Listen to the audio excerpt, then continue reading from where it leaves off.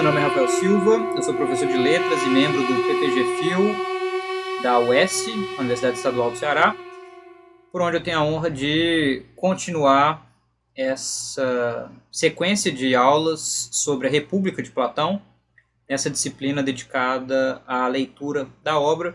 Hoje a gente aborda o livro 8 da República, que começa com uma espécie de sinopse da argumentação seguida ali nos últimos livros. Glauco vai dar uma espécie de retrospectiva das digressões que aconteceram devido à intervenção, sobretudo, de Adimanto, Polemarco e Trasímaco.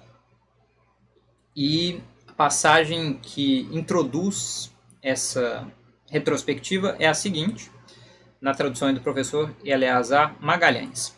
Assim então, ó Glauco, estamos de acordo que para uma cidade que pretende administrar-se superiormente, as mulheres são comuns às crianças e toda a educação. Igualmente comuns às ocupações, tanto na guerra quanto na paz, enquanto seus reis são aqueles que se revelaram excelentes na filosofia e na guerra. Estamos de acordo, disse ele. Além disso, concordamos também nisto, que quando os governantes tivessem ocupado seus cargos, comandando seus soldados, os fariam habitar em casas tais como antes descrevemos, sem que ninguém tivesse nenhuma propriedade particular, mas que ela fosse comum a todos. E além de as casas serem assim, se tu te lembras, também ficaram por nós ajustados os bens que por acaso poderiam possuir. Sem dúvida me lembro, disse ele, que pensávamos precisamente que ninguém deveria possuir nada daquilo que possuem os guerreiros de hoje, mas como atletas de guerra e guardas, receberiam dos outros, como pagamento pela vigilância, o que fosse necessário para a sua alimentação durante um ano, e deveriam também ocupar-se especialmente com sua própria segurança e com a de toda a cidade. Falas com acerto, disse eu, mas já que terminamos essa parte, recordemo-nos de como nos desviamos para aqui, a fim de que retomemos o mesmo caminho. Não é difícil, disse ele. Depois que dissertaste a respeito da cidade, dizias, mais ou menos como agora, que consideravas boa uma cidade como aquela, sobre a qual então havias dissertado, e o homem que a ela fosse semelhante, sendo capaz, além disso, ao que parece, de falar sobre uma cidade e um homem de modo mais belo. Mas dizias então que se essa era justa, as demais eram defeituosas. E disseste, se estou lembrado, que eram 4 as formas das outras constituições, a respeito das quais também valeria a pena falar e observar os seus defeitos. E por outro lado, os indivíduos que se assemelhavam a essas formas, para que, tendo observado todos, e depois de ter entrado em acordo sobre o melhor e o pior homem, pudéssemos examinar se o melhor seria o mais feliz, e se o pior seria o mais infeliz, ou se haveria outro modo de ser. E enquanto eu perguntava quais eram as 4 constituições de que falavas, nesse momento Polemarco e Adimanto tomaram a palavra, e assim então tu, tendo retomado a questão, chegaste a este ponto. Então vocês vejam, aqui a gente tem, de fato, uma apresentação sintética do que são os livros 5, 6 e 7 da República, retomados nesse início de livro 8, apresentando quais foram os argumentos principais, é claro que com uma série de, digamos, expressões abreviadas, mas bastante iluminadoras do que Sócrates, enquanto personagem, mas Platão, enquanto autor, pretendem que tenha sido essa longa digressão de 3 livros e as implicações disso para o desenvolvimento da argumentação. E aí já se aponta, então esse início de livro 8 tem um caráter algo programático, para o que vai ser a argumentação proposta doravante. Aquela que diz respeito às 4 constituições. Aqui a gente tem uma dimensão preponderantemente política da discussão. Às vezes a discussão é mais, ao longo da República, mais pedagógica, às vezes mais epistemológica, com, obviamente, sempre implicações ontológicas.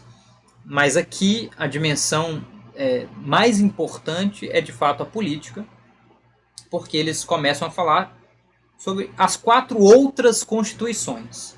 Já foi apresentada a politeia dessa polis concebida por meio do Logos, Aqui vem as outras, e uma sugestão muito afortunada da professora Maria Aparecida Montenegro, da Universidade Federal do Ceará hoje, foi: se a polis concebida por meio do logos fosse levada a sério ao pé da letra, não haveria decadência possível, porque a organização ali prevista, ela é da constituição de uma justiça social, mas uma justiça que tem um reflexo sobre os indivíduos que compõem essa sociedade, a tal nível que não haveria decadência passível de ser introduzida dentro desse sistema fechado. Mas, como há, da perspectiva do autor Platão, o intuito de refletir sobre as outras constituições à luz dessa que se coloca como uma constituição de valores concebidos numa chave ideal, é preciso falar disso que é colocado então como a decadência da Calípolis. E aí vejam como isso começa a aparecer no horizonte, o problema das diferentes constituições. Glauco vai tentar projetar o que vai ser o debate sobre esse tema. E aí é Sócrates quem responde a ele. Não é difícil ouvir, né, acerca dessas 4 outras constituições. São aquelas de que falo, as quais precisamente têm renome. A primeira é a de Creta e da Lacedemônia, que é elogiada por muitos. A segunda, também elogiada pela ordem e valor, é chamada oligarquia, uma forma de governo pleno de numerosos males. Em seguida aparece a democracia, que se opõe a essa, e afinal a nobre tirania, que supera todas as demais, a quarta e última doença da cidade. Ou tens alguma outra forma de governo que se possa também situar em alguma espécie distinta. É que poderes hereditários, reinos venais e algumas formas de governo semelhantes surgem sem dúvida no meio dessas, e alguém poderia descobri-las, não menos entre os bárbaros que entre os gregos. Então, estão expostas aqui de forma bem sintética quais são os exemplos desses 4 modelos que Sócrates vai expor. O livro 8, ele tem uma organização que é quase tipológica, porque ele vai trabalhar depois dessa aristocracia filosófica, que pode ser uma monarquia filosófica. Isso é explicitado em vários momentos. Pode ser um governo do filósofo, rei, ou de um colegiado de filósofos. Então, uma chave aristocrática. Mas depois disso, vem uma espécie de tipologia que trabalha numa chave da decadência, de formas de governo cada vez menos bem acabadas, que envolvem o que é chamado de timocracia, o governo daqueles que se balizam pela noção de honra, a timé. Depois a gente tem uma oligarquia, aqueles que se baseiam com relação à riqueza.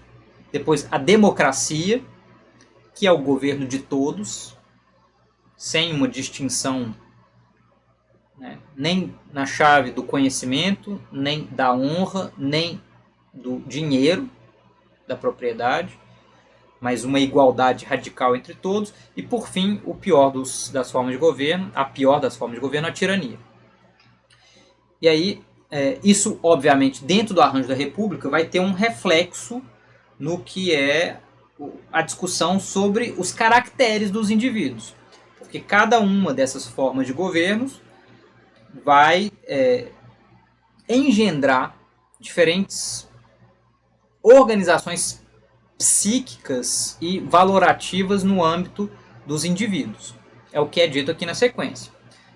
Sócrates afirma: sabes então que é necessário que haja também tantas formas de caracteres entre os homens quantas precisamente são as formas de governo? Ou pensas que as formas de governo possam nascer de um carvalho ou de um rochedo, senão dos caracteres dos habitantes das cidades, os quais, para onde se inclinam, arrastam, por assim dizer, tudo mais? De modo algum, respondeu. Não nascem de outra parte, senão dos caracteres. Então, se as formas de governo são 5, também 5 seriam as disposições de espírito dos indivíduos. Como então não seriam? Já expusemos então o caráter que se assemelha à aristocracia, o qual afirmamos com razão que é bom e justo. Está exposto. Então, depois disso, devemos expor os caracteres inferiores, o homem que busca a vitória e as honras, valores vigentes de acordo com a constituição da Lacedemônia. Em seguida, os caracteres oligárquico, democrático e tirânico, para que depois de ter observado o homem mais injusto, o comparemos ao mais justo e façamos um exame perfeito para ver como, afinal, a mais pura justiça está para a mais pura injustiça no que se relaciona com a felicidade e com a infelicidade daquele que a detém, para que, se nos deixarmos persuadir por Trasímaco, possamos acompanhar a injustiça, ou então, se iluminados pela atual discussão, busquemos a justiça. Aqui é retomado, inclusive, o que é o início da República, o desafio colocado por Trasímaco, quando ele diz que a vida do tirano é a melhor que existe, porque ele pode cometer a injustiça que quiser, sem precisar arcar com as consequências de seus atos. Sócrates reitera a necessidade de refletir se isso é, sim, ser feliz, ou se haveria outra forma de conceber o que é a felicidade. E aí vejam como é concebida a ideia de uma decadência e, por fim, de uma ruína da aristocracia, que é aquela existente no âmbito da polis, concebida por meio do Logos, por Sócrates e seus interlocutores, a partir de si própria. Isso é muito interessante, porque Sócrates não afirma a ideia de que essa polis concebida por meio do Logos seria infalível. Ele poderia ter dito isso. Ele poderia ter dito que apenas em vista de uma dimensão didático-pedagógica ele conceberia a hipótese da decadência dessa polis. Mas ele afirma o seguinte: como então, ó Glauco, a nossa cidade será arruinada? E de que modo os auxiliares e os governantes se desentenderão entre si e contra eles próprios? É quase como uma previsão de que isso há de acontecer. Ou queres que, como Homero, invoquemos as musas para que nos contem como precisamente a discórdia irrompeu pela primeira vez, e que digamos de que modo elas, brincando conosco e zombando de nós, feito crianças, como se falassem sério, se dirigem a nós num tom majestoso de tragédia. Como? Mais ou menos assim. É difícil arruinar uma cidade tão consistente, mas como tudo quanto nasce se corrompe, nem mesmo uma constituição como esta durará o tempo todo, mas se dissolverá. A dissolução será do seguinte modo: há, não só para as plantas que se enraizam na terra, mas também para os animais que vivem nela, períodos de produtividade e de esterilidade para a alma e para os corpos, quando revoluções periódicas completam para cada espécie os movimentos circulares. Ciclos mais longos para as vidas mais longas e mais breves para as mais breves. No entanto, embora sejam sábios aqueles que instruístes para chefes da cidade, não compreenderão absolutamente pela experiência e pelo cálculo os períodos de feliz fecundidade e de esterilidade de vossa raça, mas estes lhes escaparão e engendrarão filhos num tempo em que não deveriam. A previsão de uma ruína inevitável da polis concebida por meio do Logos envolve um elemento que é da ordem da reprodução. É a dimensão genealógica, se a gente quiser, a atenção para um problema genético da parte de Platão. Um cálculo mal feito no que diz respeito à melhor época para a reprodução de exemplares dessa sociedade que sejam capazes de continuar a replicá-la. É impressionante ouvir isso, mas é óbvio que se trata aqui de uma projeção daquilo que já apareceu em outros lugares do diálogo, do que é a criação de animais de raça. Ele fala sobre isso quando menciona o cultivo de certas raças de cães, de cavalos, e o cuidado que é preciso ter para que se mantenha uma certa qualidade nessa reprodução. Para a gente isso tudo soa muito absurdo porque é produzido no século IV antes da Era Comum, obviamente muito antes do que diz respeito aí aos conhecimentos de genética, mas é por aí que Platão trabalha. Obviamente a gente já problematizou antes a questão da eugenia enquanto um horizonte da República, e esse é um horizonte inevitável. O início da decadência da polis concebida por meio do Logos tem a ver com uma decadência no regime reprodutivo das classes que constituem essa polis. E aí vejam como isso engendra a ruína da próxima geração, segundo a argumentação de Sócrates. Ora, esse número geométrico, na sua totalidade, é que comanda o seguinte: os melhores e os piores nascimentos. Quando os vossos guardas, por desconhecerem essas leis da geração, unem em matrimônio rapazes e moças em tempo desfavorável, seus filhos não serão por natureza bem constituídos, nem serão felizes. Os da geração anterior investirão nos cargos os melhores dentre eles. No entanto, por serem indignos deles, logo que assumirem os poderes dos pais, apesar de serem guardas, começarão primeiro por se descuidarem de nós, prezando menos do que devem as questões referentes à música, e depois as referentes à ginástica, razão por que os vossos jovens se tornarão sem gosto pelas artes.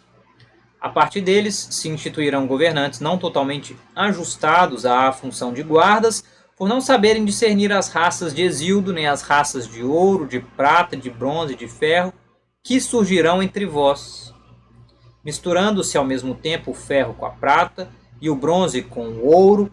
O resultado será uma diferença e uma desigualdade desproporcionais, que logo que surgem, onde quer que apareçam, sempre engendram guerra e ódio.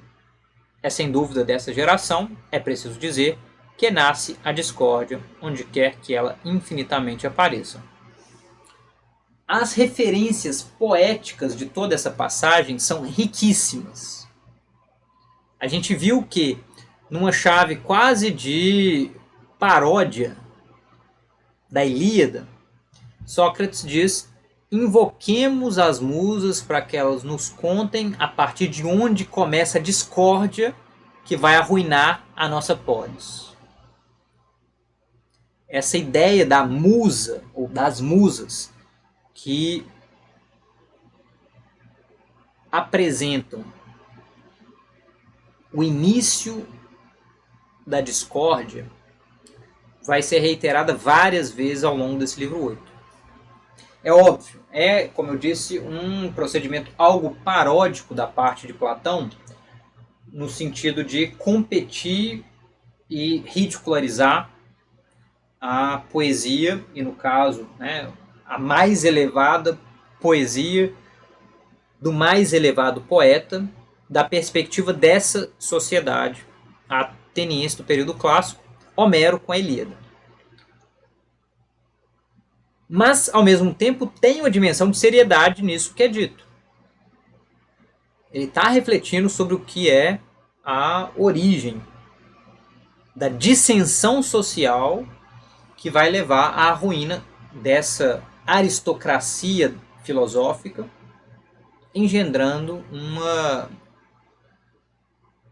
timocracia ou timarquia enquanto uma forma decadente de governo. E a gente tem que entender que o que acontece é uma corrupção no âmbito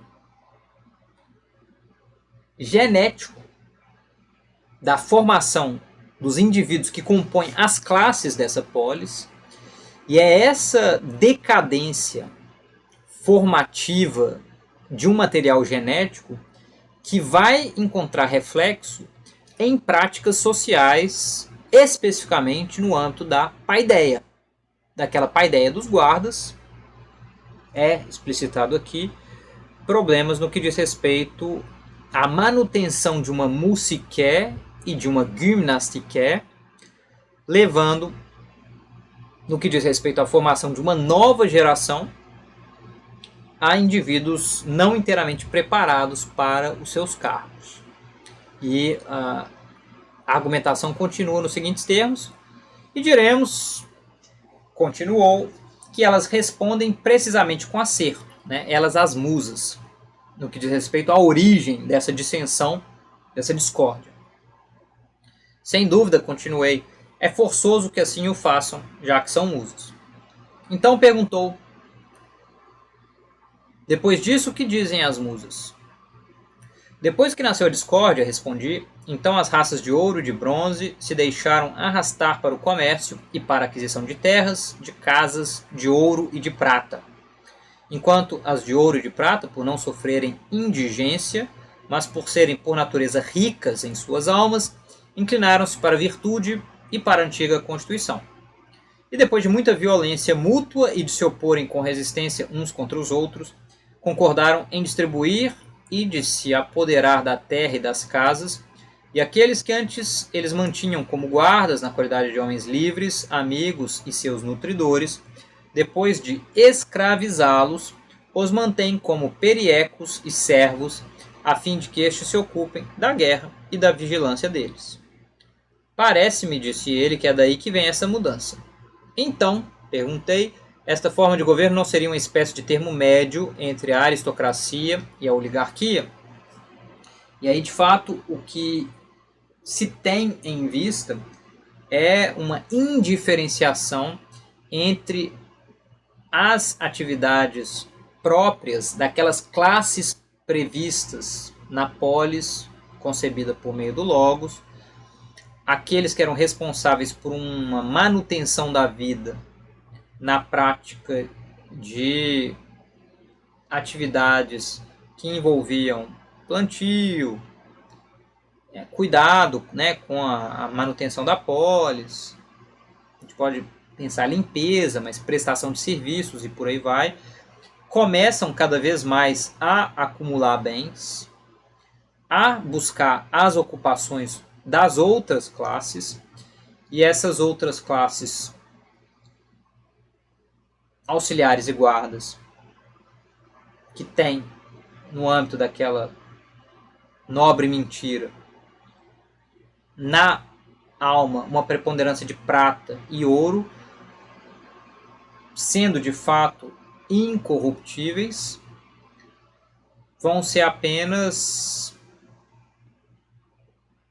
relegados, vão ser, na linguagem empregada por Sócrates, escravizados para servirem aos propósitos dessa classe pervertida, né? A classe desses comerciantes, desses mantenedores da vida, e aí o problema de fato começa na organização social dessa polis, e o que é dito sobre essa nova organização social é que ela tem algo ainda de uma aristocracia, mas ela já tem vários elementos do que é uma oligarquia. E ela é, né, mista desses dois modelos. Ela é a chamada timocracia, o governo que se guia pela honra, pela timé, a honra entendida enquanto um valor de reconhecimento público. Ela não seguia mais pelo conhecimento. Ela seguia pelo reconhecimento público. E isso é bastante diferente. Vejam, inclusive, qual é o tipo do homem timocrático. Qual é, então, o homem que corresponde a esse regime político? Como ele se origina e como é quanto ao caráter? Penso, respondeu Adimanto, e aqui é muito interessante, Adimanto entra nesse momento da conversa e ele diz assim, penso que ele se aproxima bem de perto de Glauco, aqui pelo menos no que se relaciona com a busca de vitórias. Ele diz, esse homem descrito como o que preza vitórias, como o que preza a busca por um reconhecimento público, faz lembrar Glauco. Né? Glauco, irmão do próprio Adimanto, ali presente, inclusive preponderante na discussão com Sócrates naquela altura do diálogo, aparece aí, de certa forma, quase acusado por Adimanto de ser um exemplo de homem timocrático. E Sócrates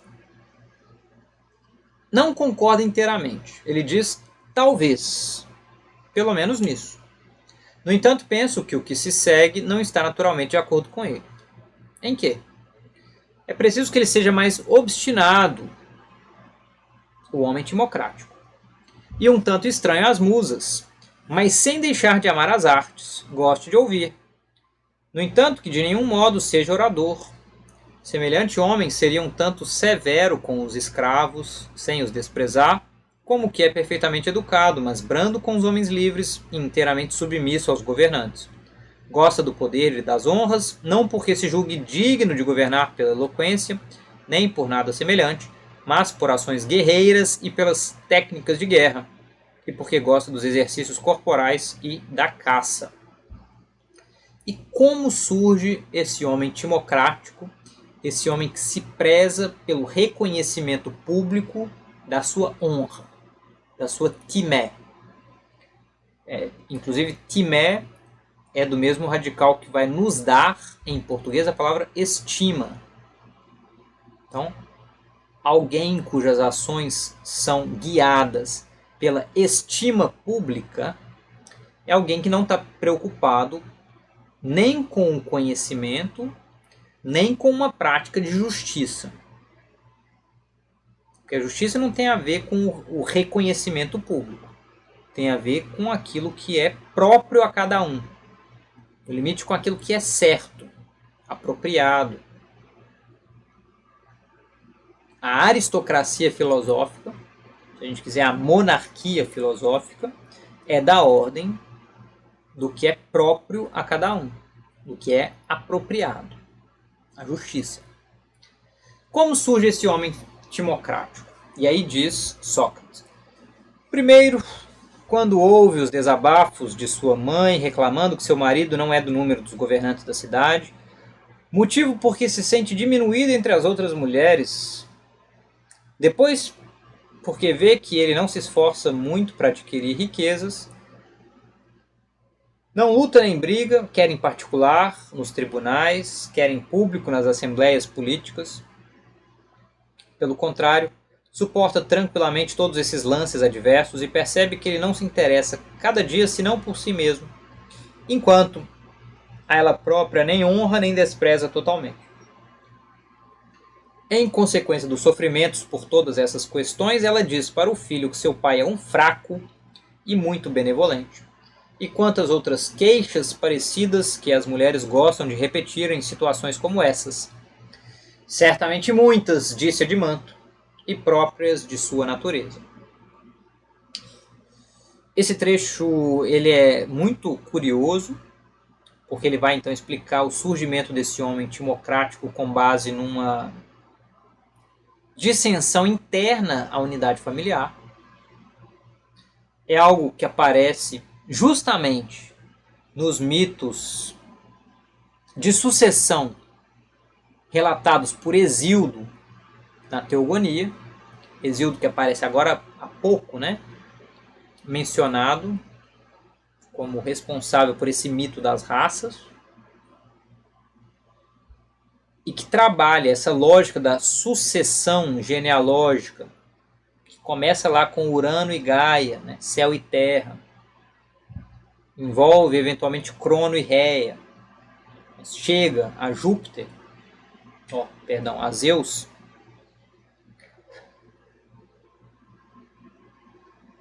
numa chave que é tensões entre gêneros e gerações. E a mesma coisa é replicada aqui nesse relato da sucessão entre os diferentes regimes políticos. Uma esposa infeliz com o estatuto e com o comportamento de seu marido espicaça o filho para que ele faça diferente do próprio pai. E eu me perguntei, relendo esse trecho, em que medida haveria aí alusões a Xantipa, esposa de Sócrates, e talvez aos filhos de Sócrates, enquanto herdeiros indignos do pai. Porque justamente correm muitas histórias na tradição biográfica em torno a Sócrates da ideia da sua pobreza, da sua incapacidade para administração doméstica, para a dificuldade que ele tinha na relação com Xantipa. Xantipa, às vezes, exigente do que é o mínimo para a manutenção de um bem-estar ali da família. E Sócrates muitas vezes dando de ombros para isso como insignificante ou não relevante em termos filosóficos.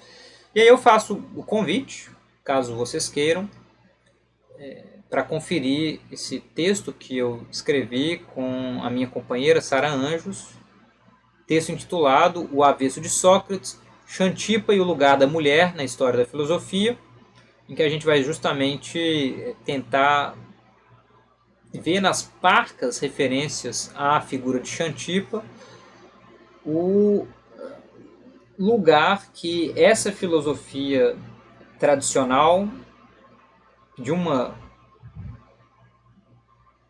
base fundamentalmente platônica, acaba por projetar para a figura da mulher.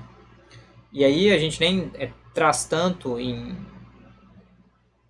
debate da República, mas outras obras de Platão, Xenofonte e outros autores que fazem parte dessa tradição socrática, mas, a meu ver, daria para pensar que justamente a decadência desse homem filosoficamente aristocrata para o que é o homem timocrático, com base nas reclamações de uma esposa que não se vê valorizada à altura daquilo que ela projeta que deveria ser em termos sociais, em termos no limite econômicos, pode ser uma forma de entender o que aconteceu com a família de Sócrates, sobretudo após a morte de Sócrates. É uma hipótese, tá? Depois a gente pode conversar sobre isso se vocês quiserem. E como é o homem timocrático? Diz aí Sócrates, continuando o argumento. Então o jovem, ouvindo e vendo todos esses comentários, e por outro lado ouvindo as razões do pai e vendo de perto as ocupações deste em contraste com as dos outros, é arrastado por ambas as tendências, pela do próprio pai, a qual nutre e desenvolve a parte pensante da alma, e pela dos outros, que nutre e desenvolve a parte apetitiva e a corajosa. Não sendo um homem mau em sua natureza, mas por frequentar as más companhias de outras pessoas, arrastado por ambas as partes, chegou a esse meio termo. Confiou o governo de sua própria pessoa à parte intermediária, que gosta de vitórias e é irascível, tornando-se um homem orgulhoso e amante das honras. Então pode ser que haja aqui uma alusão à linhagem de Sócrates, em termos históricos, digamos. Filhos que não se mostram à altura filosófica do pai, filhos timocráticos no sentido de valorizarem mais essa estima pública do que propriamente a busca pelo conhecimento. Qual é a ruína da timocracia?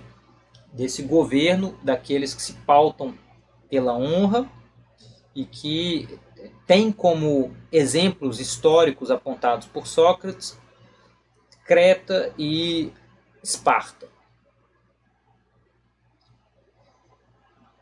Dizem eles Não é preciso primeiro dizer como se passa da timocracia para a oligarquia? Sim. Na verdade, respondi, até mesmo a um cego é visível como se passa. Como? Aquele tesouro, respondi, que cada um abastece com ouro, é que põe a perder semelhante regime político. Primeiro, eles inventam despesas para si e eles próprios e suas esposas desviam as leis nessa direção e desobedecendo a elas. É provável, disse ele. Em seguida, penso eu, um vendo o outro e chegando até a emulação, fez com que o povo fosse seus imitadores. É provável. A partir daqui, então, disse eu, eles avançam sempre mais em busca de riquezas e quanto mais consideram isto precioso, tanto mais desprezam a virtude. Então, tem de fato uma valorização cada vez maior da riqueza no âmbito da estima pública, porque essa estima pública não pode prescindir de uma dimensão material, que a princípio o conhecimento no âmbito dessa aristocracia filosófica permitiria menosprezar. Lembrem-se, isso é literalmente dito no livro 7. E essa alienação do conhecimento enquanto valor fundamental que vai permitir que o elemento material da riqueza se introduza como um elemento de distinção da estima pública gozada por uns e outros, e isso vai fazer com que a timocracia degringole para uma oligarquia, isto é, o governo dos poucos, dos oligoi, detentores das riquezas. É muito curioso que quando a oligarquia é apresentada, ela seja comparada com a prática de navios, justamente com o objetivo de mostrar o quão irracional no frigir dos ovos é a ideia de um governo que se paute pela fortuna de uns na tomada de certas decisões. O exemplo que Sócrates dá é: imagine um barco em que quem poderia decidir o que fazer em termos de direção, de tomada de decisão com base numa avaliação dos astros, numa avaliação meteorológica, levasse em conta quem é mais rico apenas. Isso provavelmente acabaria em catástrofe. A oligarquia não é diferente. Em termos políticos, a oligarquia promove dissensão social. Ela demonstra pouquíssima efetividade nos combates, uma vez que esse regime favorável aos mais ricos dependerá, em termos militares, dos mais pobres.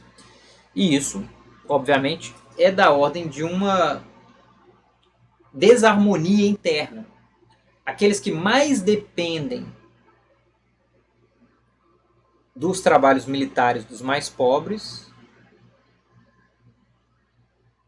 são os que oprimem esses mais pobres. Então, é muito provável que haja revoltas por parte desses que vão acabar detendo uma maioria, e nesse sentido, um poder militar. E, obviamente, há muito pouca eficiência na execução de certas tarefas, uma vez que o regime será liderado pelas mesmas pessoas que se ocupam das tarefas mais lucrativas, as de comércio. Lembrem-se, um dos princípios básicos da constituição da polis por meio do logos é a da diferença natural entre os homens e, por outro lado, a da busca pela eficiência na prática de certas ocupações. Só devem se ocupar de certas funções aqueles que têm mais aptidão para isso. Se a pessoa tem mais aptidão para o comércio, para práticas de manutenção ali dos meios materiais da vida, que elas se dediquem a isso. Mas o governo é da ordem de uma outra técnica. Uma técnica que exige, como Sócrates já demonstrou por meio da sua argumentação, uma formação filosófica, que é aquela prevista no livro 7, indo da aritmética à dialética. Por fim, há uma última crítica à oligarquia enquanto forma de regime político, uma vez que o oligarca não contribui jamais com o bem comum, pois só se interessa pelo próprio bem, entendido inclusive pelo próprio acúmulo como forma de manifestação desse bem pessoal. E isso com frequência é feito às expensas da coletividade. Não necessariamente, porque às vezes pode ser que o acúmulo pessoal se dê em colaboração com o que é o bem coletivo. Mas quando há um choque de interesses, o oligarca jamais titubeia, ele coloca sempre o próprio acúmulo de bens pessoais como prioridade sobre os interesses da coletividade. Então é muito problemático que uma figura dessa natureza ocupe cargos políticos, ocupe lugares de decisão acerca do que é a coletividade. Infelizmente é o que a gente vê e tem visto cada vez mais em regimes democráticos representativos como os nossos, porque os detentores desses meios, dessas fortunas, são os que detêm os meios de convencimento das pessoas. Se isso já valia há algumas décadas, a partir da predominância de algumas poucas famílias dos meios de comunicação, rádio, televisão, jornais, etc., isso é ainda mais grave hoje nos tempos de redes sociais, em que a capacidade de manipulação das mentes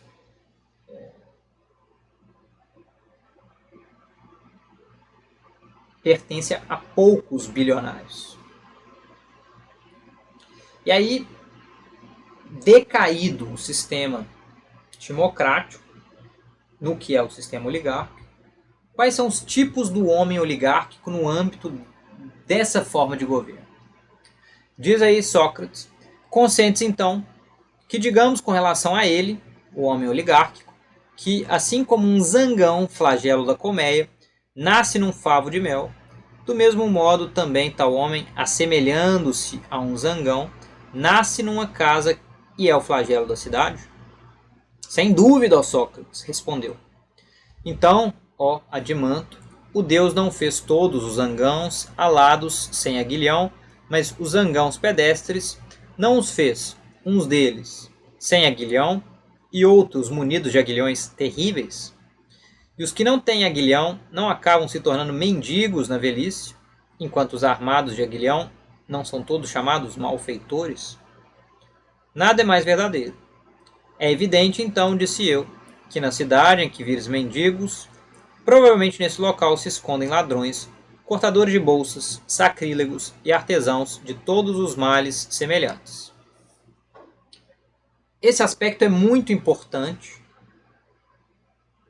Tem uma imagem poética que remonta a uma tradição do período arcaico e no limite chega até Hesíodo, de pensar o lugar dos zangões no que é a sociedade das abelhas, por metáfora, em relação à sociedade humana e esses que funcionam como zangões no âmbito da sociedade humana. Há os zangãos sem aguilhão, há os zangãos com aguilhão, há os zangãos alados e há os zangãos sem asas.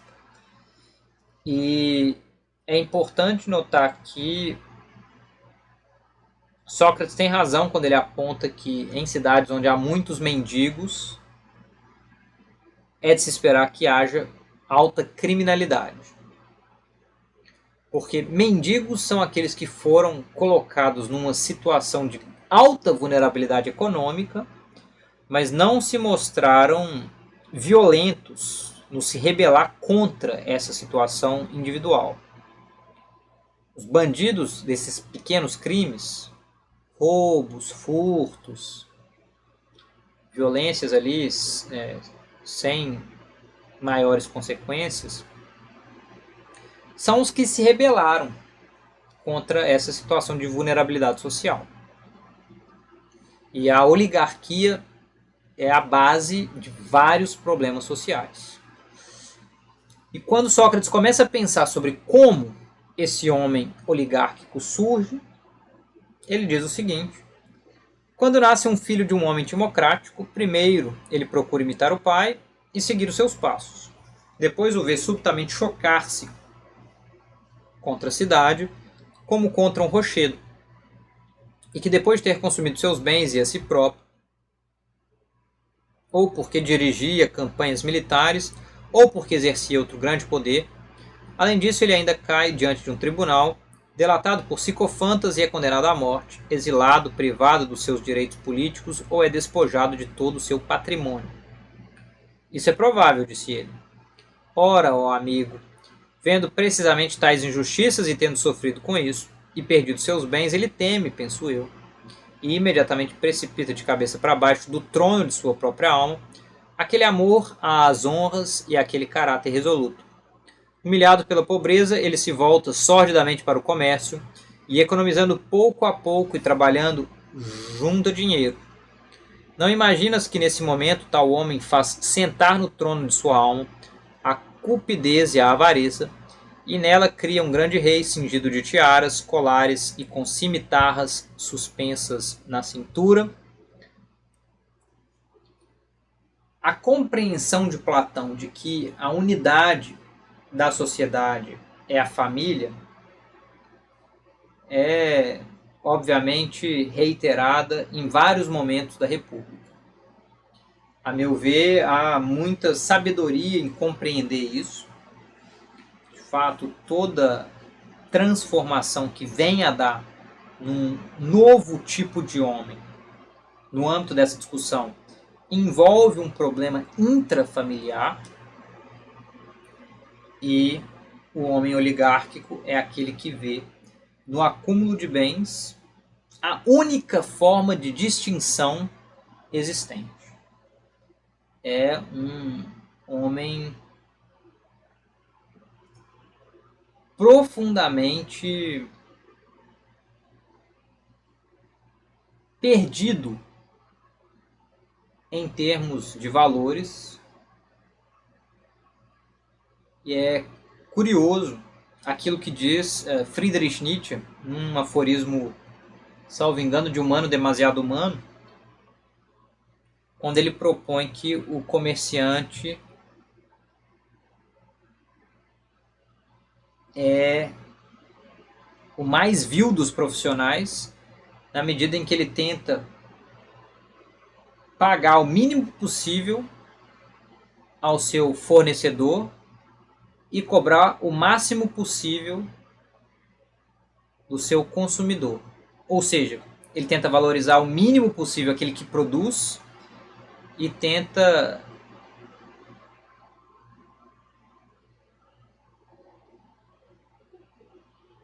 exigir o máximo possível daquele que depende do que é produzido.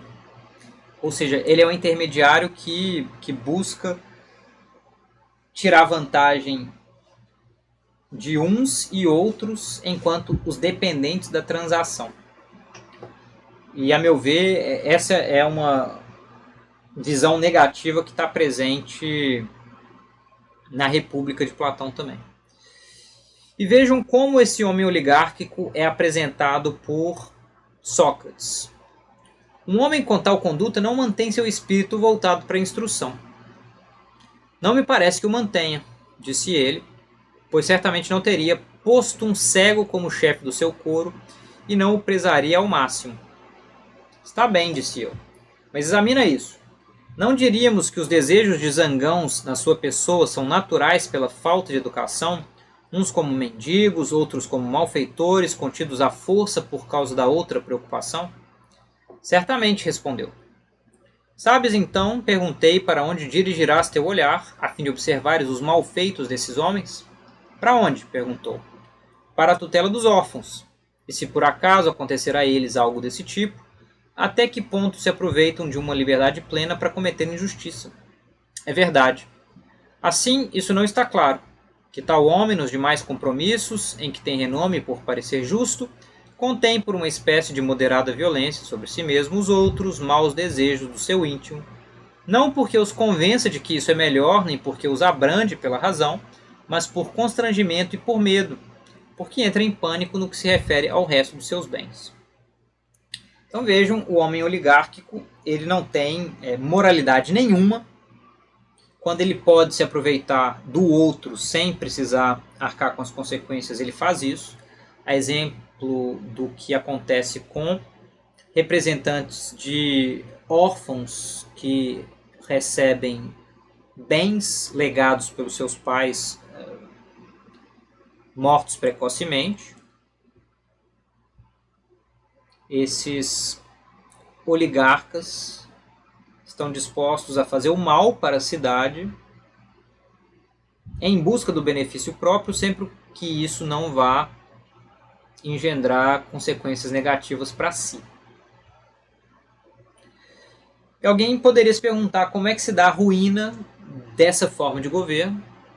Sócrates diz: assim, nas oligarquias, quando eles, por se omitirem e se deixarem entregar à desordem, forçaram às vezes homens nobres a se tornar pobres.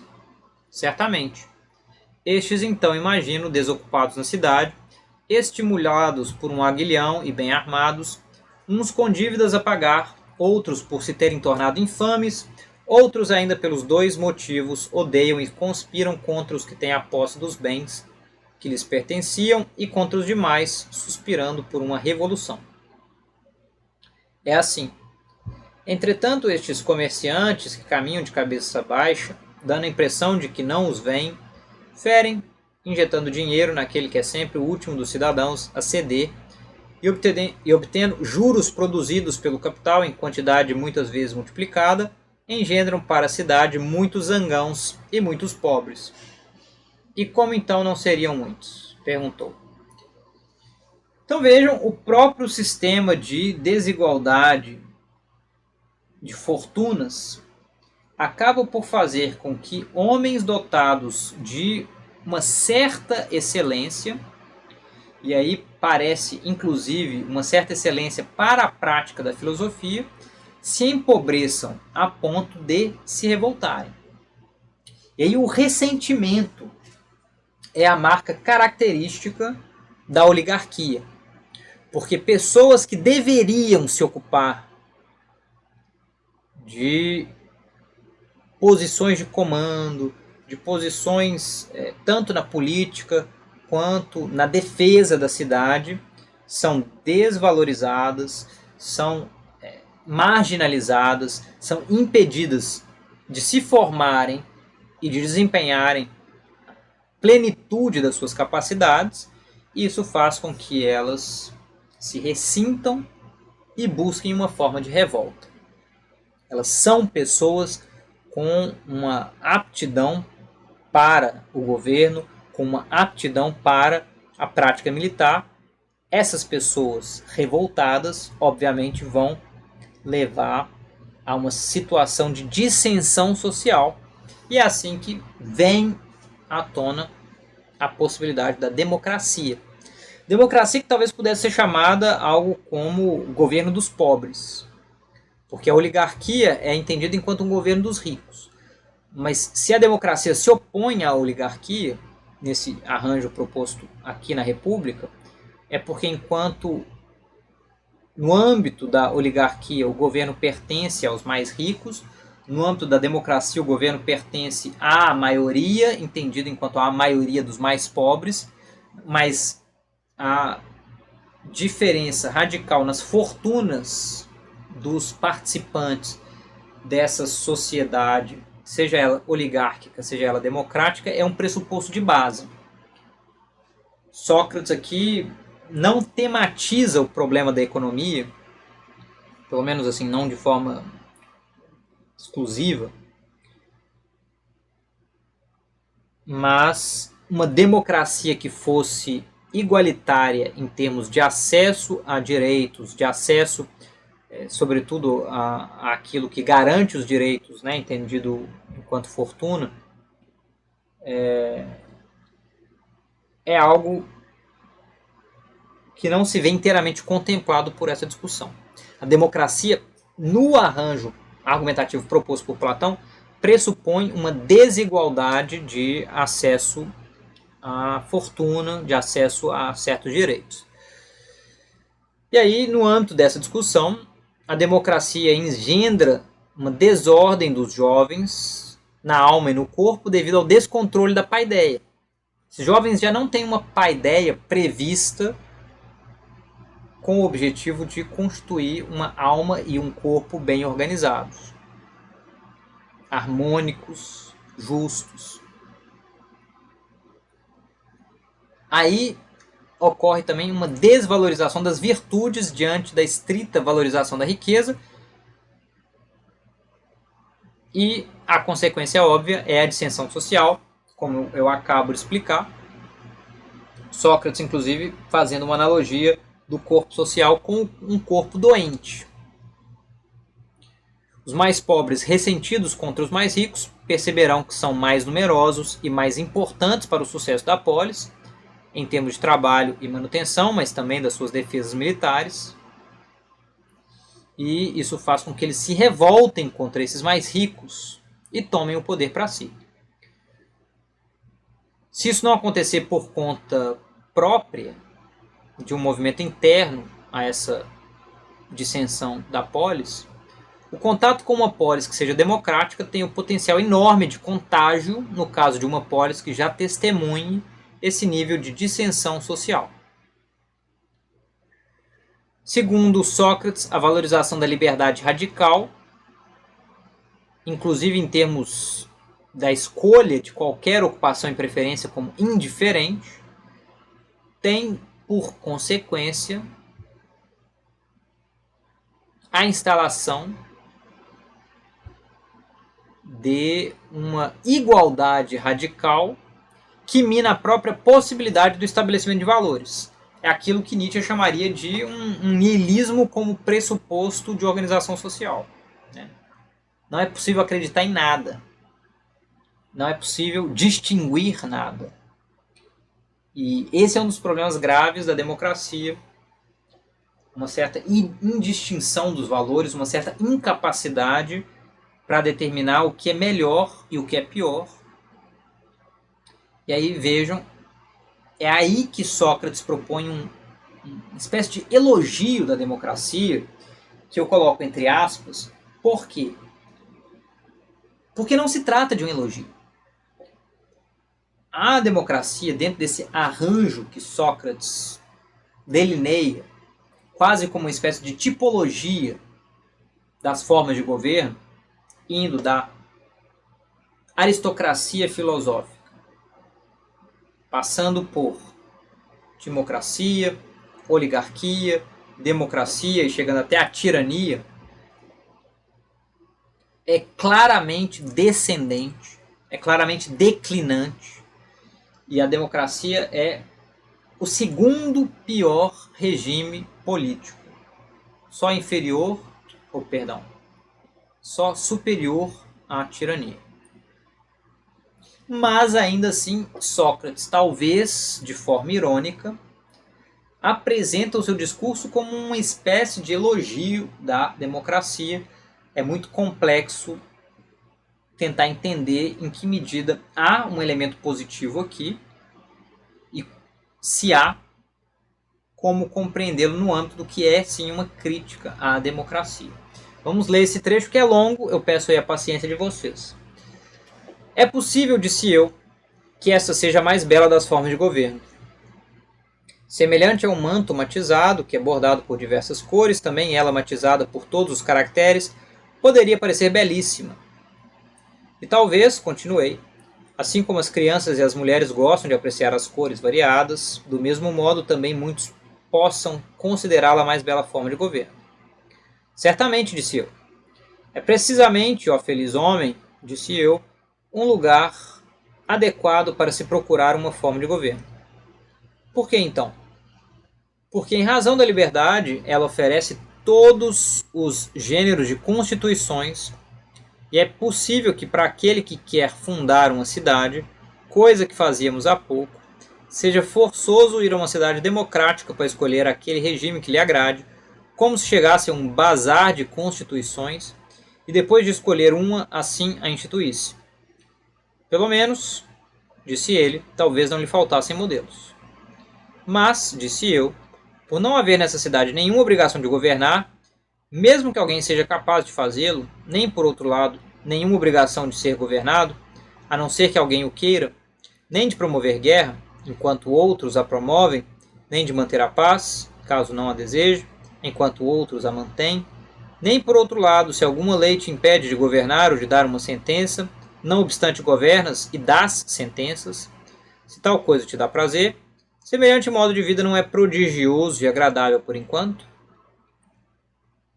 Talvez, respondeu, pelo menos por enquanto. E então, a tranquilidade de alguns dos que foram condenados não é admirável? Ou ainda não viste, numa cidade como essa, homens condenados à morte ou ao exílio, que apesar disso nela moram e circulam publicamente, e que erram para cá e para lá como almas do outro mundo, como se ninguém se preocupasse com eles nem os visse? Já vi mesmo muitos, respondeu.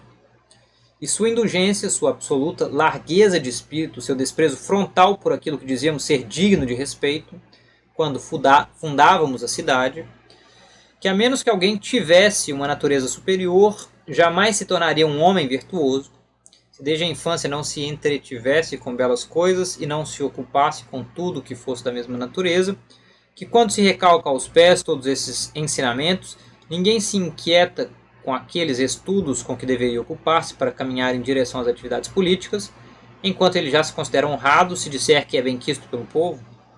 Sem dúvida, respondeu, é um nobre regime político. A democracia, disse eu, teria então essas variedades e outras da mesma afinidade, seria, ao que parece, um regime político agradável, anárquico e diversificado, que reparte de modo igual uma espécie de igualdade entre os iguais e os desiguais. Certamente, disse ele, dizes coisas que já conhecemos. Então vejam, a gente tem aqui uma visão negativa dessa indistinção que faz com que iguais e desiguais sejam beneficiados por uma mesma forma de valorização, por uma mesma igualdade. Então tem um problema de injustiça fundamental na forma como homens que nascem desiguais recebem, por assim dizer, o reconhecimento de uma igualdade de fato, ou se quiserem de direito, no âmbito dessa democracia.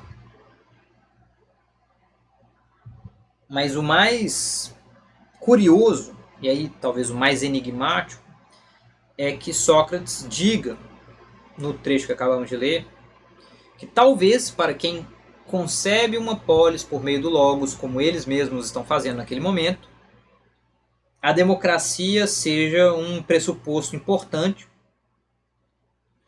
para que se possa entrar em contato com as mais variadas formas de organização política.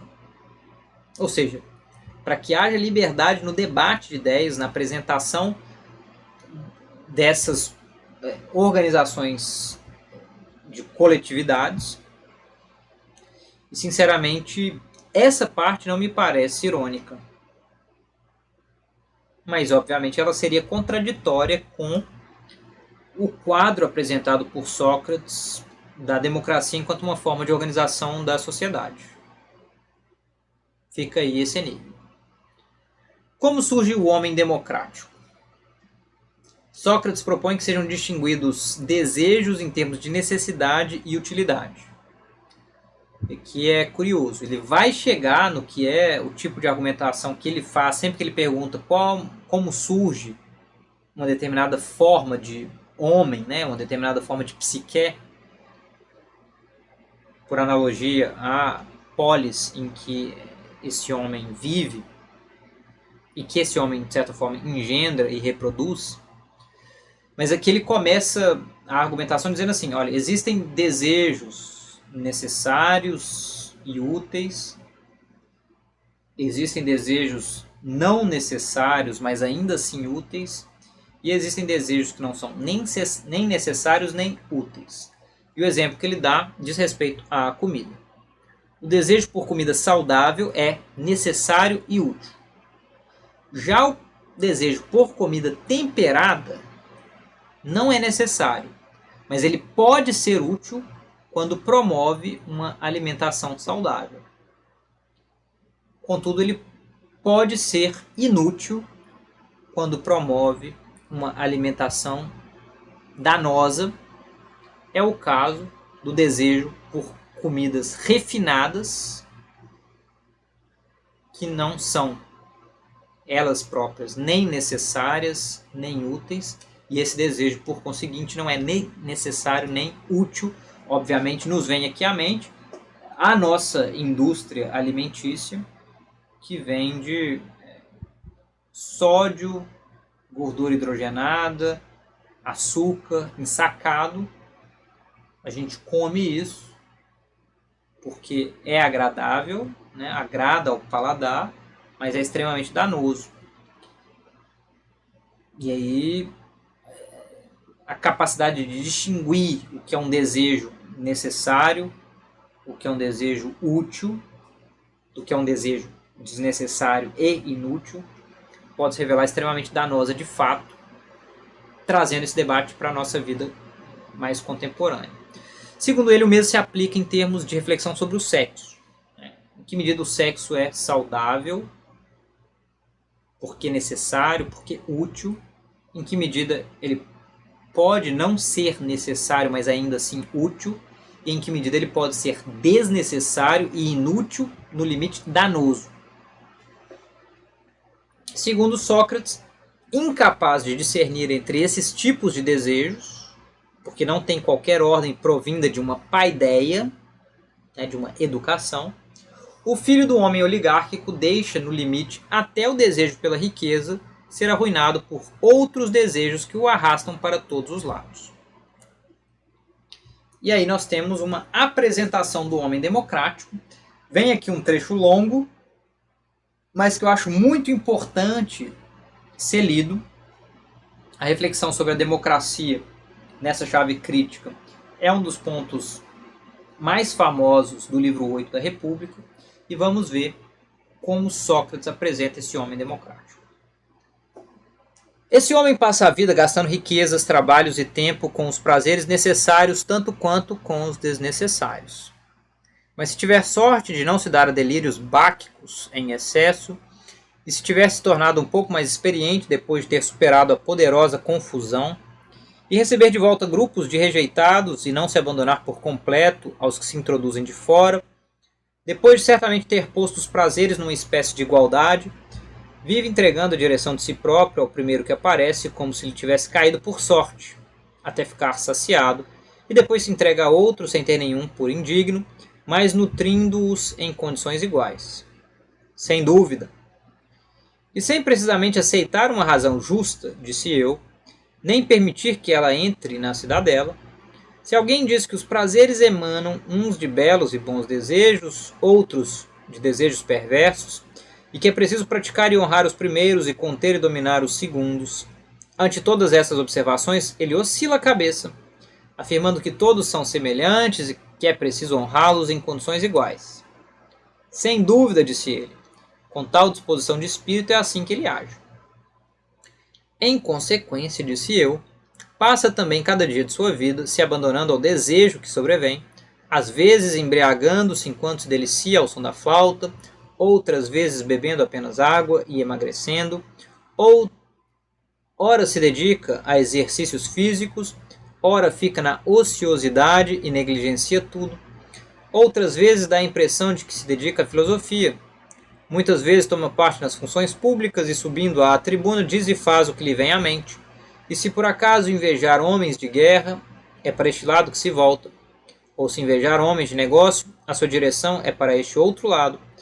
E para orientar a sua vida não há qualquer ordem ou qualquer obrigação, mas certamente, tendo em conta a vida que lhe é agradável, livre e feliz, a ela se entrega continuamente.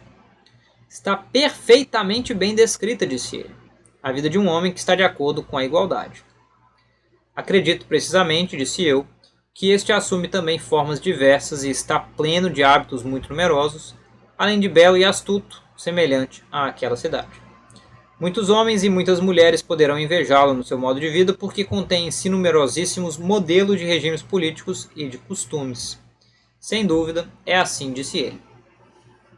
Então vejam que aqui me parece se esclarecer aquilo que poderia ter sido visto como um elogio por parte de Sócrates. Sócrates não entende que uma pletora de possíveis regimes políticos seja algo positivo. Ele entende essa diversidade como perniciosa.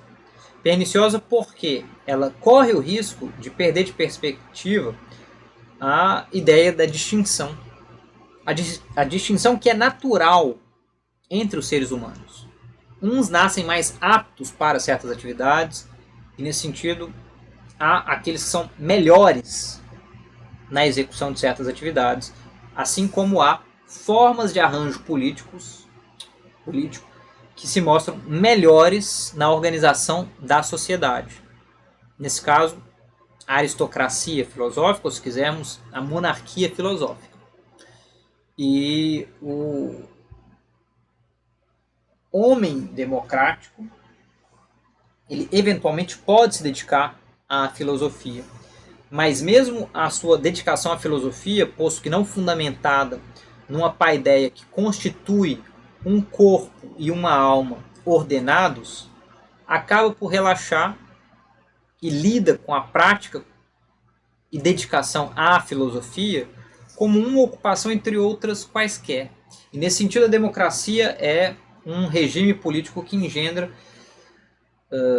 uma visão nihilista da vida, no sentido de não conseguir atribuir valor como superior a outros valores,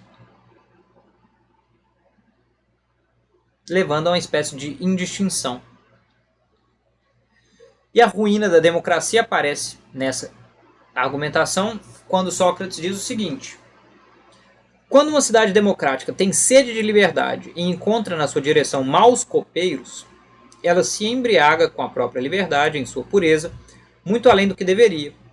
Então, se os governantes não forem muito indulgentes com ela e não lhe derem liberdade total, ela os castiga com a acusação de que são criminosos e oligarcas. Sem dúvida é o que fazem, disse ele. E injuria, continuei, os cidadãos que se submetem aos governantes, dizendo que gostam de ser escravizados e que nada valem, mas louvam e honram, em particular e em público, os governantes que se assemelham aos governados e os governados que se assemelham aos governantes. Não é forçoso que numa cidade como essa o espírito de liberdade se espalhe por tudo? Como então não seria? É que, meu amigo, respondi, ele penetra nas próprias famílias e acaba por desenvolver a anarquia até nos animais. Como? Perguntou. Entendemos tal coisa. Quero dizer, por exemplo, continuei, que um pai se acostuma a igualar-se a uma criança e a temer os filhos, e que um filho se acostuma a igualar-se ao genitor sem mais respeitar nem temer os pais, certamente para que se torne um homem livre, que o meteco se torne igual ao cidadão e que o cidadão se torne igual ao meteco, e do mesmo modo o estrangeiro. Sem dúvida é assim, disse ele. Há essas coisas e outras de pouca importância que seguem. Em semelhante regime, o mestre teme e lisonjeia os alunos, e os alunos não dão atenção aos mestres, bem como aos seus orientadores. Em geral, os jovens têm nos mais velhos seu modelo e com eles lutam com palavras e com ações, enquanto os velhos, condescendendo com os jovens, os fartam com gracejos e brincadeiras, imitando-os, certamente para que não pareçam ser enfadonhos e despóticos. Sem dúvida, disse ele. Mas, ó amigo, disse eu, o mais alto grau de liberdade popular, coisa que acontece num regime como este, é quando os homens e as mulheres que são comprados não são menos livres que seus compradores. E quase que esquecíamos de dizer quanta igualdade e liberdade há nas mulheres nas suas relações com os homens e nestes nas suas relações com as mulheres. Então perguntou, de acordo com a expressão de Ésquilo, diremos o que precisamente nos veio à boca? Sem dúvida, respondi. Quanto a mim é assim que digo, pois no que se refere aos animais a serviço dos homens, alguém que não conhecesse por experiência não acreditaria quanto eles são mais livres ali que noutro lugar. Realmente ali as cadelas, de acordo com o provérbio, se tornam tais quais as patroas, e então até cavalos e jumentos, acostumados a caminhar com toda liberdade e gravidade, chocam-se nas ruas com quem vão encontrando, caso este não se desvie, e tudo mais é assim pleno de liberdade. É precisamente meu sonho que me contas, disse ele, pois eu mesmo viajando frequentemente para o campo é isto que me acontece. E não compreendes então que é a soma de todos esses desvios reunidos em bloco que tornam a alma dos cidadãos tão sensível que se alguém lhes impõe qualquer submissão, eles se exasperam sem querer suportá-la? Afinal, talvez saiba que eles não dão atenção às leis escritas e ou não escritas, certamente para que não tenham absolutamente qualquer soberano. Eu sei muito bem, disse ele. Então vejam, aqui a gente tem um quadro da democracia ateniense, mas que se aplica de forma muito precisa à situação vivida por nós hoje na nossa democracia representativa. Essa indistinção radical entre as pessoas leva a problemas nas relações hierárquicas que pressupõem uma distinção entre as pessoas. Ele dá exemplos que passam ali pela ocupação dos professores com os estudantes, dos pais com os mais jovens, né, com os filhos, dos avós com os netos, mas que no limite atinge a relação entre seres humanos e animais. E, como eu já falei algumas vezes nos vários cursos que eu ministro, um dos pressupostos dessa visão de mundo, que não precisa ser a nossa, mas que é a visão de mundo dos gregos antigos, a distinção entre categorias de seres humanos e categorias de seres existentes é, de fato, fundadora de uma cosmovisão. Fica muito evidente nessa passagem como está pressuposta a ideia de uma distinção radical entre homens e mulheres, entre seres humanos e animais. E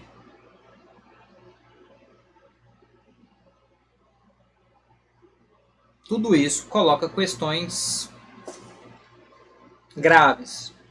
Por um lado, é óbvio, né?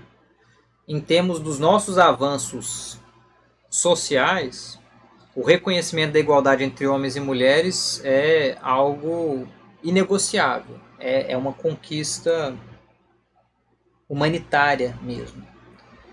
Mas, ao mesmo tempo,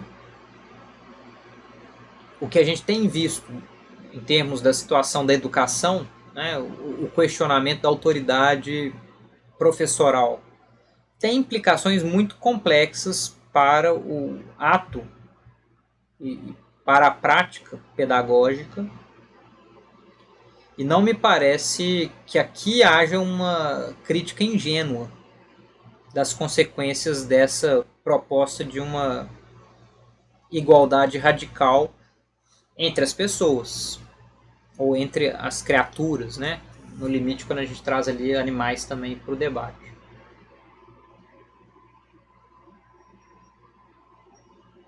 Então, enfim, é uma questão de apontar as tensões internas aos posicionamentos defendidos pelos interlocutores ao longo do diálogo. Aqui, curiosamente, num momento preciso da argumentação, aquela ideia de igualdade entre homens e mulheres, que a gente vê no livro 5 da República, é um pouco esquecida.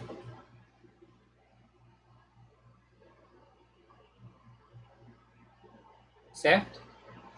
E para concluir, o livro 8 reflete ainda sobre o surgimento da tirania a partir da ruína dessa democracia, com a proposta de que da mais elevada liberdade nasce a mais cruel escravidão. E para pensar na democracia e no que vai engendrar essa tirania, Sócrates propõe uma tripartição da forma de governo democrática, segundo a classe dos ricos, dos pobres revoltados e dos pobres acomodados. Enquanto os ricos tentam proteger suas posses, os pobres revoltados dirigem todos os ódios contra os ricos, promovendo elevado grau de dissensão interna. Então, o tipo de tensão social que a gente já detecta na oligarquia é muito aprofundado no âmbito da democracia. Segundo a visão apresentada por Sócrates, a tirania brota daquele que mais vocifera como protetor do povo contra esses ricos, como se defendendo os interesses do povo. E aí, como surge esse homem tirânico? Vejam a apresentação que Sócrates propõe. Qual é então o começo da transformação de um protetor para um tirano? Não é evidente que é quando o protetor começa a fazer o mesmo que aquele de quem na lenda se fala a respeito do templo de Zeus Liceu, na Arcádia. Liceu, escutem aí, Licaion, licantropo, a palavra lykos, lobo. Tem uma referência aí a esse Zeus Liceu, ao mito de origem do licantropo. O que? Perguntou. Diz então que depois de ter provado de uma entranha humana, uma que fora cortada em pedaços, entre outras de outras vítimas, por um destino inevitável, ele se transformou em lobo. Ou não tens ouvido a história? Quanto a mim, ouvi. Não é assim também que aquele protetor do povo, depois de apoderar-se por completo da multidão obediente, é incapaz de abster-se do sangue dos homens de sua tribo? Ele não os acusa injustamente, tal como é costume entre gente dessa espécie, e levando-os aos tribunais, não os assassina, fazendo desaparecer vidas humanas, depois de provar com a língua e com a boca sacrílega o crime de um parente, depois de os fazer exilar e de os condenar à morte, e de sugerir uma supressão das dívidas e uma nova partilha de terras? Não é então inevitável que depois disso tal homem, por uma determinação do destino, pereça por ordem dos inimigos ou se torne tirano e seja transformado de homem em lobo? É absolutamente inevitável, respondeu. É este então, disse eu, aquele que se torna chefe de uma revolta contra os que têm riqueza. É este. Então, depois de ter sido banido, de ter voltado do exílio, apesar dos seus inimigos, não é como um perfeito tirano que ele volta? É evidente. Mas se não forem capazes de bani-lo ou de assassiná-lo, acusando-o diante da cidade, então eles conspiram para assassiná-lo secretamente com uma morte violenta. Pelo menos, disse ele, é assim que costuma acontecer. É então o momento em que todos os que avançaram até este ponto descobrem a célebre exigência de caráter tirânico. Pedir ao povo guardas pessoais, a fim de que o defensor do povo se conserve são e salvo em proveito deste. Certamente, disse ele. E essa descrição, que tem um caráter, por assim dizer, quase histórico, faz lembrar como Pisístrato chegou ao poder em Atenas. Quem tiver interesse pode ler lá tanto passagens de Heródoto quanto da Constituição dos Atenienses, atribuída a Aristóteles, para ver como uma tirania se estabelece em termos históricos.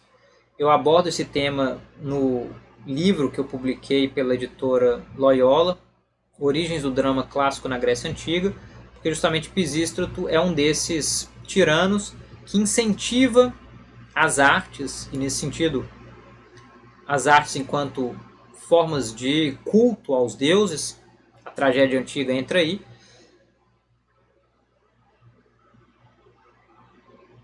incentivando manifestações populares que são do agrado do demos, a fim de manter o próprio regime funcionando com base no apoio desse demos. Mas a crítica que Sócrates faz aqui, e que vai aparecer reiterado em vários momentos ao longo do período clássico e depois disso, é que o tirano ele pode se apresentar como um defensor dos interesses do povo, num primeiro momento, contra os interesses de uma minoria aristocrática ou oligárquica, mas ele muito rapidamente se volta contra esse povo e se volta também contra esses aristocratas, esses oligarcas. O exemplo mitológico que Sócrates dá é o de Licaon, então, né, esse que prova a carne humana, no limite a carne humana do próprio filho, e que se torna um lobo, e a imagem do tirano como um lobo que come a carne da própria família é muito forte, vai ser explorada nesse final do livro 8. O homem tirânico, ele a princípio, nos primeiros dias de tirania, ele mantém uma aparência de tranquilidade e felicidade, dando a entender que o seu regime político realmente representa os interesses do povo. Contudo, para manter uma espécie de unidade sociopolítica, ele rapidamente declara guerra a inimigos externos e internos para gerar um sentimento de unidade que distrai as atenções da própria tirania e dos seus desmandos. Para se manter no poder, esse tirano com frequência empobrece seus súditos para que eles dependam do tirano, persegue adversários e eventualmente suprime as críticas mesmo de seus próprios apoiadores. Ou seja, no final das contas, todos os homens de valor, sejam eles súditos, adversários ou apoiadores, precisam ser extirpados do regime tirânico, porque há o risco de que esses homens de valor se rebelem contra os desmandos tirânicos, e nisso ele abre o caminho para que ele deixe seus desejos se manifestarem plenamente, sem qualquer tipo de amarra, sem qualquer tipo de responsabilização. Mas a argumentação de Sócrates é no sentido de entender que isso não é uma liberdade radical, nem mesmo da parte do próprio tirano, mas a pior forma de escravização, a escravização de si mesmo. O tirano se mostra escravo dos próprios desejos. E o final da sua vida é extremamente triste, infeliz, porque incapaz de confiar em quem quer que seja, o tirano precisa contratar mercenários cuja lealdade é mantida a peso de ouro, sobretudo no caso de escravos libertos, que são especialmente gratos ao tirano por terem obtido sua liberdade, e esses escravos libertos são extremamente mal vistos, né, no âmbito dessa discussão aqui da República, porque essa discussão pressupõe uma visão negativa intrínseca àqueles que se permitiram escravizar. Óbvio, aqui há uma visão própria do mundo antigo, mas para Sócrates esse tirano não tem amigos, ele tem mercenários dentre os mais vis dos homens à disposição dele. E o livro 8 termina com essa associação entre a tirania e a tragédia. Vejam como isso é apresentado, muito curioso. Não é sem razão, disse eu, que a tragédia em geral é considerada sábia e que Eurípides nela é quem mais se sobressai. Por que então? Porque ele expressou também esta máxima que contém uma profunda reflexão, que os tiranos são sábios pela sua convivência com os sábios. E é claro que queria dizer que esses sábios são aqueles com quem o tirano convive. E continuou. Ele exalta a tirania como algo que se iguala à divindade e muitas outras exaltações, tanto ele quanto os outros poetas. Assim disse eu, por serem sábios, é que os trágicos nos hão de perdoar, bem como a aqueles que de nós se aproximam no governo da cidade, por não os acolhermos na nossa cidade, uma vez que são panegiristas da tirania. Quanto a mim, disse ele, penso que perdoam, pelo menos todos os que dentre eles têm espírito perspicaz. Mas acredito percorrendo outras cidades, reunindo as multidões e alugando belas, fortes e persuasivas vozes, eles atraem os regimes políticos para as tiranias e para as democracias. Certamente. E além de receber o salário deles, são também estimados, sobretudo como é natural, por tiranos e, em segundo lugar, pela democracia, e quanto mais alto se elevam para as regiões escarpadas dos regimes políticos, tanto mais decresce sua honra, como se esta estivesse impossibilitada de caminhar, por lhe faltar fôlego. Aqui a gente já tem, né, reafirmada aquela expulsão do poeta da polis. Não cabe a uma polis bem organizada a presença de um tragediógrafo. O tragediógrafo é um panegirista do tirano. É um panegirista da democracia. Nesses dois regimes, tragediógrafos têm sucesso. Mas quanto melhor o regime político, tanto menos há espaço para um tragediógrafo. E o livro 8 fecha com esse trecho que associa abertamente o parricídio que comete um tirano contra aquele que o engendrou, isso é, o povo, a esse regime político. Vejam, e aí é óbvio, vem à mente Édipo, vem à mente uma tradição trágica que representa parricidas, que representa toda essa falta de lógica, de valor, de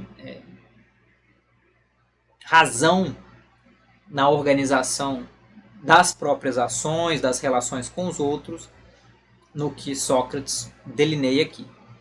Por Zeus, respondeu Adimanto, é nesse momento que o povo compreenderá quem é a tal criatura que ele gerou, acariciou e educou, e que, embora mais fraco, está expulsando pessoas mais fortes. Que quer dizer então? Perguntei. O tirano terá coragem de violentar o pai? Bater nele se este não ceder? Sim, respondeu. Precisamente depois de lhe ter subtraído as armas. Queres dizer, continuei, que o tirano é um parricida? E que tem má vontade de alimentar os pais na velhice? E ao que parece, por isso, já há um acordo unânime do que é uma tirania, e que, como se diz o povo, querendo evitar a fumaça da submissão própria de homens livres, caiu no fogo do despotismo de escravos e, em vez daquela excessiva e inconveniente liberdade, vestiu o uniforme da mais dura e da mais amarga servidão dos escravos? Certamente, disse ele, é assim que essas coisas acontecem. E então, perguntei, não falaremos com justeza se afirmarmos que expusemos a contento que uma tirania nasce de uma democracia e qual é sua natureza depois de ter aparecido? Sem dúvida, a contento, respondeu. Então vejam, está delineada essa relação profunda entre democracia e tirania, essa condenação desses dois regimes e, obviamente, desses dois tipos de homens, o homem democrático e o homem tirânico, como pervertidos naquilo que é a perspectiva da melhor forma de governo e da melhor alma. E assim se encerra o livro 8. Essa crítica à tirania vai ser radicalizada no livro 9, mas isso é tema para o nosso próximo encontro. Eu já me estendi um bocado, apresento aqui as referências bibliográficas e fico à disposição para a gente conversar. Um forte abraço e até a próxima.